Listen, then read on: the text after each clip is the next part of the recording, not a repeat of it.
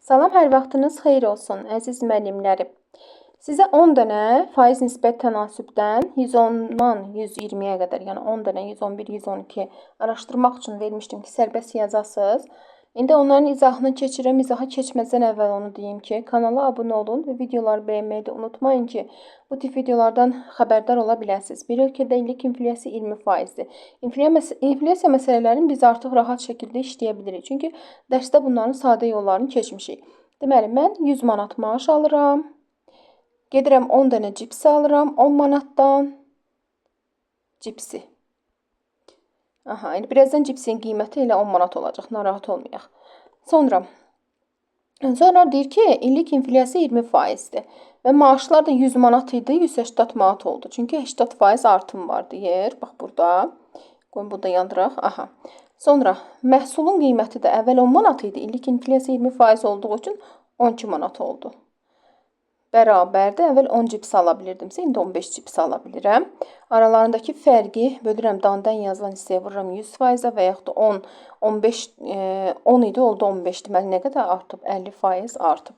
Yəni, buradan da görsənir. Keçək növbəti suala. A qabında 8 litr 20%-li, B qabında 8 litr 40%-li, C qabında isə deməli, 4 litr 60%-li məhlul var. A qabındakı məhsulun yarısını B-yə, daha sonra B qabındakı məhsulun yarısını C-yə, son halda isə C qabında neçə faizli məhlul alınar? İndi bunu qablar üsulu ilə həll eləyə bilərikmi? Bura A qabıdır, bura B qabıdır, bura isə C qabıdır. A qabında 8 litr 20%-li məhsul var. B qabında 4 litr, bura litrləri də yazaq, 4 litr 40%-li məhlul var. Bu qələm niyə belə yazırıq? Mənim qələmim hardadır? Sonra C qabında isə 4 litr 60%-li məhlul var. Müəllimlər, nə deyirsə yazsaq, faiz məsələsini həll eləməyin yolu odur ki, nə deyirsə yazmaq lazımdır. İndi baxaq. Deyir ki, A qabındakı məhsulun yarısını. A qabında 8 litr var idi, yarısı oldu 4 litr. 4 litri sonra B qabındakı B-yə, yəni 4 litr, amma bunun 4 litrdir, amma içindəki faiz şirin çay məsələsidir. Şirin çayın yarısını boşaltsaq, oradakı şirinin miqdarı dəyişməyəcək. 4 litr 20%-li məhsulu elə bir boşaldıram B qabına. Yəni bunları qarışdırıram. Yəni 4 litr 40%-li məhsula alınır 8 litr x%-li məhsul. İndi bu x-i buradan tapsaz, rahat şəkildə tapa bilərsiniz də onu. 800 üzərinə gərək 1600 bərabərdir 8x-a. X-in bərabər olacaq 30%-ə. Yəni, B qabında 30%-li məhlul alındı. Sonra ikinci olaraqdan deyir ki, daha sonra B qabındakı məhsulun yarısını, B qabında 8 litr məhsul alındı, elə deyilmi? 30%-li məhlul. Məhsulun yarısını deyir, yəni 4 litri, yenə 30%-dir, faizi dəyişmir. Boşaltdılar C-yə. C-də nə qədər var idi? 4 litr 60%-dir. Yəni, üzərinə gəlirəm, 4 litr 60%-li. Bərabər olur 8 litr x%-dir. Bunu da yenə qablar üstündən həll edirsiniz. 1200 üzərinə görə 2400 bərabərdir 8x-a. X-i buradan tapırsınız 45%. Elə bizdən də son halda C qabındakı məhsulu soruşurdu. Cavab olur B variantı. Sonra 3-cü suala baxaq. 113-cü sualda da yenə baxaq görək sadə faiz artımı düsturudur, yoxsa mürəkkəb faiz artımı düsturudur. 15 manat pul banka qoyulur və ilin sonundakı məbləğ hər il eyni faizlə artır. İlin sonundakı məbləğ artır, amma ilə görə artır da. Yəni, məbləğə görə artsaydı, elə ilin əvvəlində qoyduğumuz məbləğ artardı. Demişdik ki, ilə görə artırsa, onda bu mürəkkəb faiz düsturudur. Yəni, 15 vurulsun, 1 üzərinə gəlinsin. Eyni faizlə artaraq, yəni, bilmirəm axı, hansı faizlə artır. P faizlə ya N faizlə tutalım artır. Bölürəm 100-ə, vururam onun 2 ildən sonra deyir götürmək lazımdır axı. Bərabərdir 21,6-ya. Buradan da sadə hesablamadır bu. Bunu yəqin ki, gəlin hesablayaq. 1 üzərinə gəlinsin P bölünsün 100 kvadratı bərabərdir 1,44'ə. Buradan P-ni tapacaqsınız ki, 1 üzərinə gərək P bölünsün 100 bərabərdir 1,2, P bərabərdir 20%-ə. Bizdən də elə o 20%-i soruşurdu. Onu da neyiniyib? Adi hesablama ilə tapacaqsınız. Keçək 114-cü suala, daha doğrusu yaxşı düşməyibdir. Burada neyinirəm? X-a deyirəm 2 dənə A, Y-ə deyirəm 2 dənə B, Z-ə deyirəm 2 dənə C. Gətirib burada yerinə qoyub hesablayıram. Yəni 2 vurulsun 2A, üzərinə gəlinsin 2B, çıxılsın 2C bərabərdir 40-a. Buranı hesablasaq, deməli 4 dənə A, hər tərəfini 2-yə bölərik. Deyirəm, hamısında 2 var axı. Onda olacaq 2 dənə A üzərinə gələk B çıxaq C bərabərdir 40-ı da 2-yə böləndə eləyəcək 20. Buradan baxın, B çıxaq C-ni tapa bilərəmmi? B çıxaq C bərabərdir 2-yə. Yəni B çıxaq C-nin yerinə 2 qoysam, 2A üzərinə gələk 2 bərabərdir 20-yə. 2A bərabərdir 18-ə, A bərabərdir 9-a. Cavab oldu Y variantı. Sonra keçək növbəti suala. Bizdən elə A-nı soruşur da müəllimlər. Növbəti sualda satıcı modemin satışından 48%, monitorun satışından 30% gəlir əldə eləyir. Modemin, yəni monitorun qiyməti modemin qiymətindən 4 dəfə bahadır. Satıcı 2 monitor və 1 modem satarsa, neçə faiz gəlir əldə etmiş olar? Gəlin baxaq. Yazıram bura modem. Burada yazıram monitor. Modla M yazdım.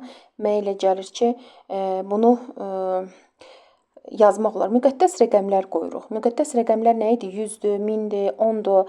Modemin qiymətini 100 manat qəbul eləsək, monitor deyir, monitorun qiyməti modemin qiymətindən 4 dəfə bahadır. Onda monitorun qiyməti olacaq 400 manat. Görürsünüz nə qəşəng. 2 dəqiqənin içərisində qəşəng tapdım. Modemin qiymətindən 48% gəlir əldə eləyir. Yəni 100 manatlıq modemdən 48 manat gəlir əldə eləyir. Satışından deyir, sonra bundan isə 30%, yəni 400 manatlıq modemdən də 120 manat gəlir əldə eləyir. Baxın əzizlərim. 2 monitor satır, 1 modem satır. 2 dənə monitor satırsa 240 manat buradan gəlir əldə eləyir. 1 dənə modem satırsa ümumi 48 manat da buradan. Ümumi məbləğ nə qədər olacaq? 400 və 100 manat da 1. 900-ə bölürəm. Deməli, vurulsun 100. Bunu da hesaplayarsınız adi. Adi hesablamada da hansı cavab bilirsə o variantı da yazarsınız. Keçək növbəti suala. Növbəti sualımızda görək nə deyir. Növbəti sualda deyir ki, satıcı təzə üzümün 1 kiloqramını 2,4 manata satdığı halda həmin üzümün qurusunun kiloqramını 6 manata satır. Əvvəlkinə nəzərən bu daha 20% gəlir əldə eləyir. Buna görə üzüm qurudularkən kütləsinin neçə faizini itirir? Deməli, baxın müəllimlər, burada necə yanaşırıq? Buna fərqli yanaşma yollarını deyə bilərəm, amma ən rahatı bilirsiniz nə şəkildədir. Siz özünüzdən yenə müqəddəs rəqəm. Elə bilin ki, A kiloqram, A qədər üzümdür də, bilmirəm. Onu 2,4 manatdan satıram, 100 manat gəlir əldə eləyirəm bundan. B kiloqram da quru üzümdür, satıram 6 manatdan, bundan da 120 manat gəlir əldə eləyirəm. Nəyə görə? Çünki deyir ki, 20% daha çox. Yəni bunu satanda 100 manat gəlir əldə eləyirsə, bunu satanda 120 manat gəlir əldə eləyəcəm də. Yəni bunu tərəf-tərəfə bölsək, A bölünsün B-miz olacaq, deməli, 25 bölünsün 12-yə. Yəni burada mən A-ya 25K deyə bilərəm, 25K. Baxın, 25K. B-yə isə 12K deyə bilərəm. Yəni, A bizim yaş üzümümüzdür, B isə quru üzüm. Bunların arasındakı fərq nədir?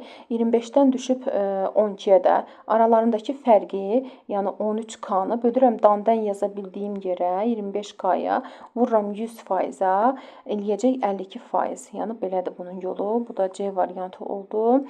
Sonra keçək 117-ci suala. 117-ci sualda görək nə deyir?